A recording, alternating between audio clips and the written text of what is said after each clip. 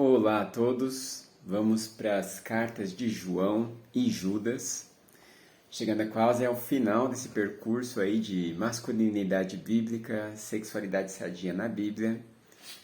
E olha que a gente começou lá em Gênesis, hein? Estamos agora em 1 João. E aqui em 1 João nós temos textos muito bacanas assim sobre tudo isso. E a começar pelo capítulo 1 mesmo, versículo 5 diz assim: Ora, a mensagem que da parte dele temos ouvido e vos anunciamos é esta, que Deus é luz e não há nele treva nenhuma. Se dissermos que mantemos comunhão com ele e andamos nas trevas, mentimos e não praticamos a verdade.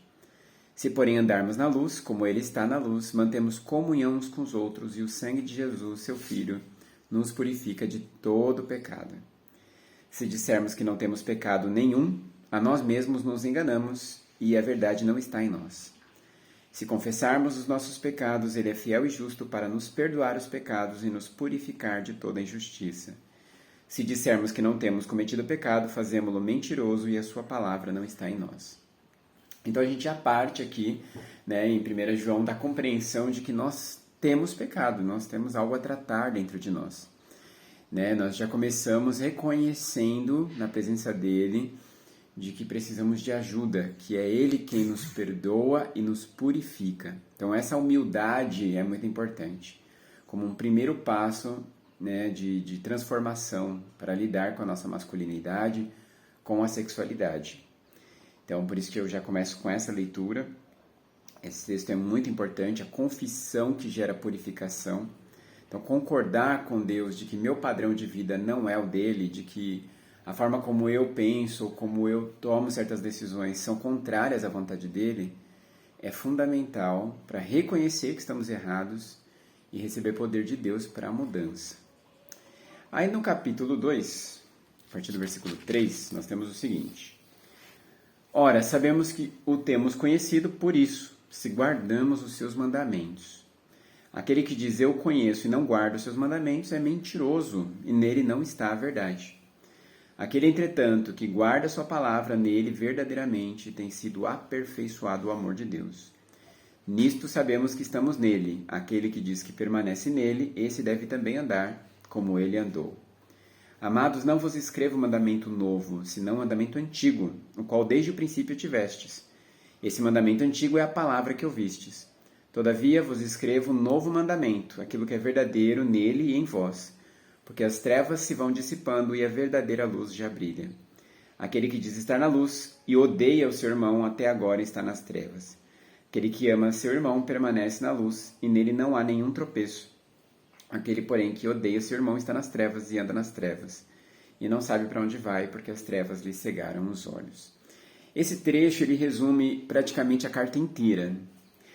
Nossa relação com Deus é uma relação de obediência por amor.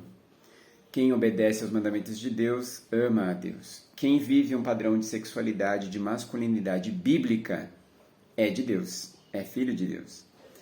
E isso se traduz no como tratamos as pessoas. Se nós amamos o próximo e respeitamos esse próximo, esse é um traço muito claro, muito nítido do nosso amor a Deus. Se nós usamos o próximo, o tratamos como objeto, como coisa, o odiando às vezes, até mesmo, isso revela claramente que nós não somos de Deus e que nós não estamos com Deus. Então, é uma régua bem clara para medir aí nossa verdade, quanto de nós realmente é de Deus, estamos mesmo em relacionamento com Deus. Então, João se preocupa muito com isso. Em todos os capítulos ele vai falar um pouquinho sobre isso. Tanto que na continuação ele fala um pouquinho sobre essa questão das gerações na batalha espiritual. Eu acho esse trecho especialmente interessante. Ele diz assim: Filhinhos, eu vos escrevo porque os vossos pecados são perdoados por causa do seu nome. Pais, eu vos escrevo porque conheceis aquele que existe desde o princípio. Jovens, eu vos escrevo porque tendes vencido o maligno. Filhinhos, eu vos escrevi porque conheceis o Pai. Pais, eu vos escrevi porque conheceis aquele que existe desde o princípio. Jovens, eu vos escrevi porque sois fortes e a palavra de Deus permanece em vós, e tendes vencido o maligno. Não ameis o mundo nem as coisas que há no mundo. Se alguém amar o mundo, o seu amor do Pai não está nele. Porque tudo o que há no mundo, a concupiscência da carne, a concupiscência dos olhos, a soberba da vida, não procede do Pai, mas do mundo. O mundo passa, bem como a sua concupiscência, aquele, porém, que faz a vontade de Deus permanece para sempre. O que esse trecho está nos dizendo? Não importa a sua idade, não importa a sua experiência de vida, quando o assunto é obedecer a Deus, você deve entender que o padrão do mundo é maligno, é contrário à vontade de Deus, estimula desejos que destroem, que corrompem, que afastam mesmo de Deus e que nos transtorna, nos deforma. Então, isso tem que ficar muito claro para nós. E, uma vez que isso é claro, tanto você que é pai, como você que é filho, como você que é jovem, você vai encontrar poder para vencer esse padrão ilusório do mundo em Deus, na sua relação com o nosso Pai, na sua relação com o Senhor eterno, com Jesus. Então ele está nos dando aqui a certeza de que é possível vencer o maligno, não importa a idade, não importa que geração você é. O que importa é que você busque a Deus de todo o seu coração e receba do próprio Deus forças para viver no padrão dele, o padrão eterno, que gera vida eterna. Então, isso é muito importante.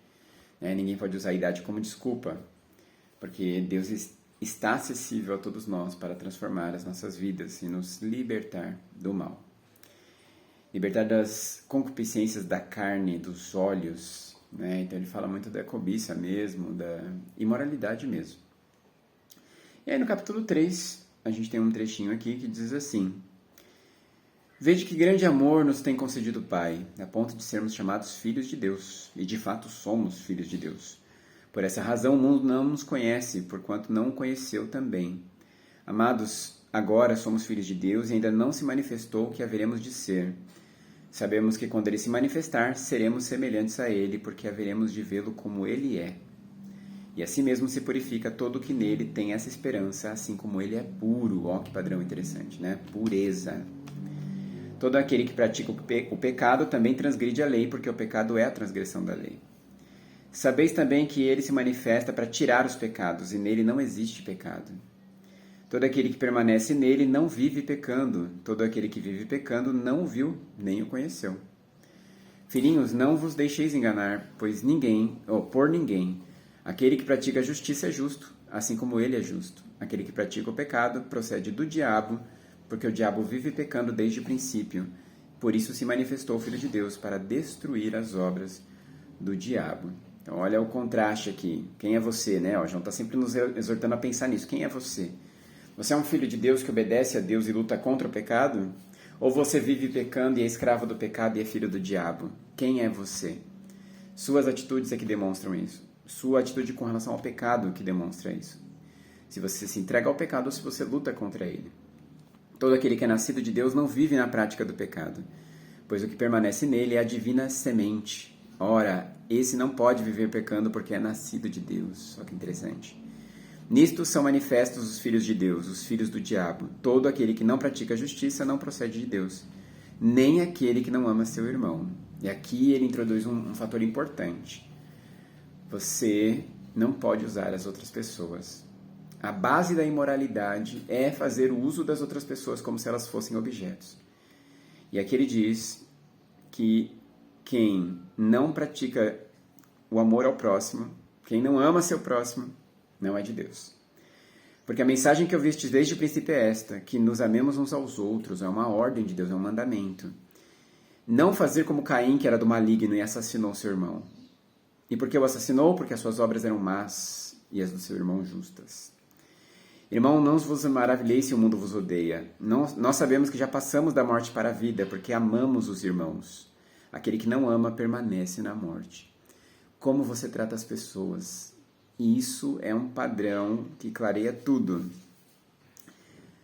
Você ama as pessoas ou você usa as pessoas para os seus prazeres? E isso revela quanto do amor de Deus existe em você. E aí ele termina falando mais um pouco sobre isso, né? O capítulo 4 ele fala ainda mais desse amor ao irmão como condição de amar a Deus. E aí lá em Judas a gente tem uma carta bem pequenininha. Na verdade, as duas outras cartas de João nos falam sobre a hospitalidade, sobre o acolhimento aos irmãos. E Judas vem falar sobre a idolatria do prazer. Versículo 4 de Judas diz assim: certos indivíduos se introduziram com dissimulações, os quais desde muito foram antecipadamente pronunciados para esta condenação. Homens ímpios que transformam em libertinagem a graça do nosso Deus, negam o nosso único soberano e Senhor Jesus. Quero lembrar-vos, embora já estejais cientes de tudo uma vez por todas, que o Senhor, tendo libertado um povo, tirando-o da terra do Egito, destruiu os que não creram. Os anjos que não guardaram seu estado original, abandonaram seu próprio domicílio, ele tem guardado sob trevas, com algemas eternas, para o grande dia. Como Sodoma e Gomorra e as cidades circunvizinhas, que, havendo se entregado à prostituição, como aqueles, seguindo após outra carne, são postas para exemplo de fogo eterno, sofrendo a punição. Ora, estes, da mesma sorte, quais sonhadores alucinados, não só contaminam a carne, como também rejeitam a autoridade e difamam os superiores. Judas está nos lembrando o seguinte: o padrão de imoralidade é o mesmo desde sempre, né? Desde Caim, desde o Egito, desde os anjos que se tornaram demônios, desde Sodoma e Gomorra o padrão é o mesmo. Ou você obedece a Deus e se sacrifica por amor a Ele, lutando contra o pecado, ou você se entrega ao pecado e se volta contra Deus, contra a autoridade dele na sua vida. Mas eu quero terminar com o versículo 24 de Judas, porque ele é libertador. Ele diz assim: ora, aquele que é poderoso para vos guardar de tropeços e para vos apresentar com exultação, imaculados diante da sua glória, ao único Deus, nosso Salvador, mediante Jesus Cristo, Senhor nosso, glória, majestade, império e soberania, antes de todas as eras e agora e por todos os séculos. Amém. Acho que não tem final mais bonito do que esse da carta de Judas. É a Ele, aquele que é capaz de nos manter puros, é a Ele que recorremos, na certeza de um dia nos encontrarmos com Ele para a vida eterna, vencido o pecado, tendo vencido todo esse mal desse mundo maligno. Essa é a nossa esperança. Então termino aqui falando da nossa necessidade de buscar ao Senhor de todo o coração, para viver esse padrão maravilhoso e eterno que Ele tem para nós. Que Deus abençoe a cada um.